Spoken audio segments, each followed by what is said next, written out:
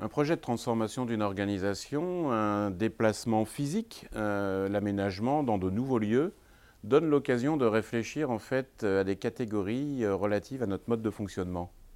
Et notamment quand on travaille avec des plus jeunes qui ont parfois vécu dans un autre contexte éducatif, eu dans les mains comme petite poussette, ce personnage cher à Michel Serres, dans le creux de la main un téléphone qui est en réalité un ordinateur, eh bien, dans ce cadre-là, on peut être face à un enjeu de confrontation et peut-être même de mise en relation.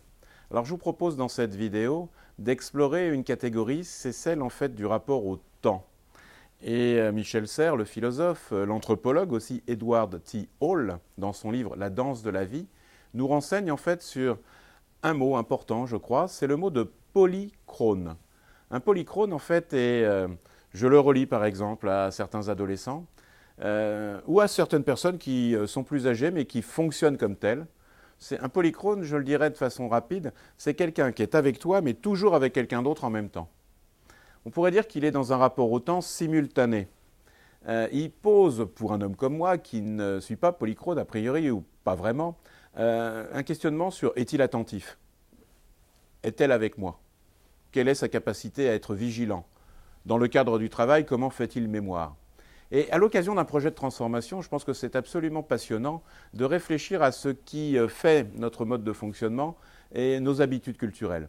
Un polychrone, c'est quelqu'un, par exemple, et je l'ai vécu en tant que DRH dans l'univers du travail, c'est quelqu'un qui peut vous demander, monsieur, je vais venir dans votre organisation, mais est-ce que je dois venir travailler tous les jours? Vous me proposez un contrat à durée indéterminée, mais est-ce que je vais venir travailler tous les jours? Alors là, je dois dire que le jour où j'ai eu cette question, j'ai été assez saisi d'étonnement. J'ai essayé de comprendre et puis finalement, j'ai recruté ce candidat et ça s'est bien passé, mais toujours en ayant en tête que son mode de fonctionnement, je dois, pour l'accepter, chercher d'abord à le comprendre. Cette polychronie, je la vis très intensément aussi en tant qu'enseignant. Et c'est une réflexion peut-être sur certaines habitudes des nouvelles générations. Quand je rentre par exemple dans un amphithéâtre, aujourd'hui je dois dire en fait que je donne mon nom et la discipline qui va être la nôtre. Souvent les personnes en face de moi dans l'amphithéâtre sont comme cette petite poussette de Michel Serres avec un écran dans la main ou un ordinateur face à elle. Elles tapent mon nom et elles sont véritablement avec moi et toujours avec quelqu'un d'autre en même temps. Il y a quelque temps, elles allaient sur un moteur de recherche et elles traçaient mon histoire de vie. Elles m'accordaient du crédit si j'existais ailleurs. Alors ça, on pourrait dire que c'est l'univers des mots. Il y a quelques années encore, on cliquait sur mon nom, et on le fait encore, et là, on allait chercher les images. Et aujourd'hui, si je laisse la porte ouverte aux habitudes de ces jeunes étudiants, mais on le voit dans les espaces de travail tous les jours, l'impact du digital et du numérique, cette société des écrans, eh bien, ils ont tendance à cliquer Philippe Pierre vidéo. Ils sont avec moi, mais sans cesse avec quelqu'un d'autre en même temps. Ce nouveau rapport au temps, plus instantané, plus immédiat, pose des questions magnifiques en organisation. Moi, je ne fonctionne pas comme tel. Je peux dire que je ne suis pas polychrone. Si vous me demandez dessine-moi ta vie, je vais prendre le stylo et je vais vous faire une ligne en fait de gauche à droite qui renvoie certainement à la manière dont tout petit on m'a appris à écrire. J'ai un rapport au temps non pas simultané comme le polychrone, mais je dois dire que j'ai un rapport au temps d'abord linéaire, puis ensuite séquentiel. Je vous aurais dessiné le passé, le présent et le futur. Et puis, je dois être sincère, le monochrone, c'est quelqu'un quand il se lève le matin qui peut avoir une tendance, c'est à voir sa journée comme une succession de tâches à accomplir, peut-être même d'obstacles. Il veut se sécuriser. Et donc, c'est quelqu'un qui va avoir une volonté de sécuriser son parcours en faisant ce qu'il y a à faire. J'ai le sentiment, moi, d'être dans l'effort, l'abnégation, le sens du travail. D'une certaine manière, je sais ce que j'ai à faire. Ce rapport séquentiel et linéaire, il est aussi ponctué par, pour moi en tout cas, sécuriser les choses avec la rencontre d'experts.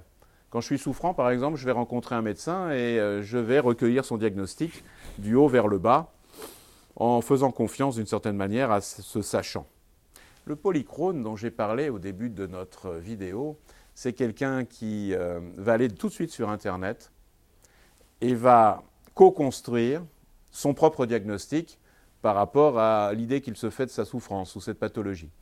Co-construire une vérité d'ordre supérieur avec des maillons d'une chaîne, en l'occurrence les maillons de la chaîne du savoir. Et ensuite seulement, le polychrone ira voir le médecin pour infirmer ou confirmer un diagnostic qui aura été pensé en amont. Nous sommes face à ce que le sociologue Claude Dubar appelle le renversement de la présomption de compétence. Aujourd'hui, c'est aux sachants de plus en plus de prouver à ceux qui apprennent qu'ils savent. Eh bien, cette confrontation entre polychrone, rapport simultané au temps, et monochrone, séquentiel et linéaire, nous la vivons tous les jours dans nos équipes.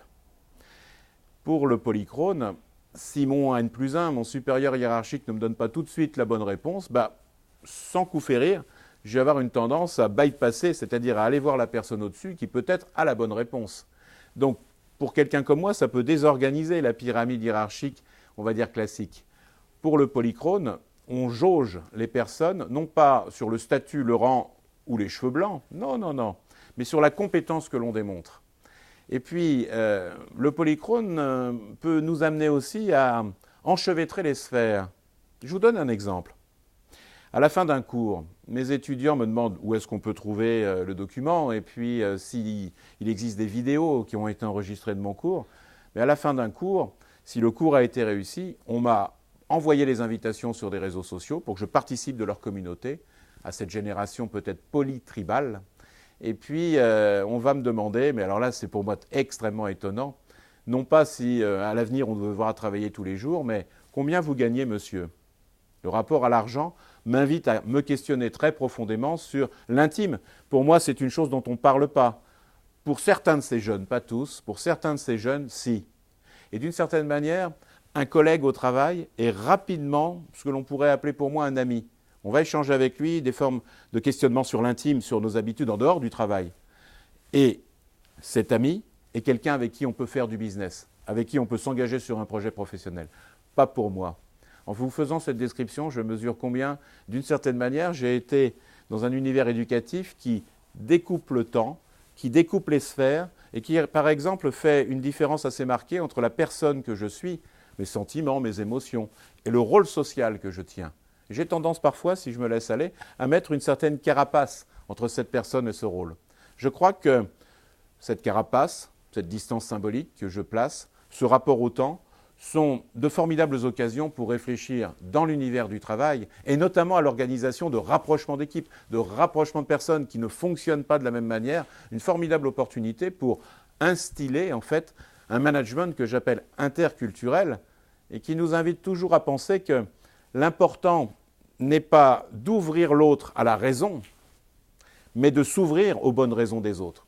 L'important, ce n'est pas de vouloir que l'autre fonctionne comme je fonctionne et, d'une certaine manière, aime mon rapport au temps comme je l'ai pu avoir depuis toujours, mais essayer de comprendre pourquoi, dans une autre époque, impact du digital, recomposition de la structure familiale, évolution des formes de mobilité géographique, possibilité à distance, via les écrans, de communiquer avec des personnes dans d'autres langues, eh bien, dans ce contexte nouveau, pourquoi peut-être le plus important, c'est l'étonnement volontaire et la possibilité pour un manager, des partenaires sociaux, l'ensemble des équipes, de s'inviter à se casser les os de la tête.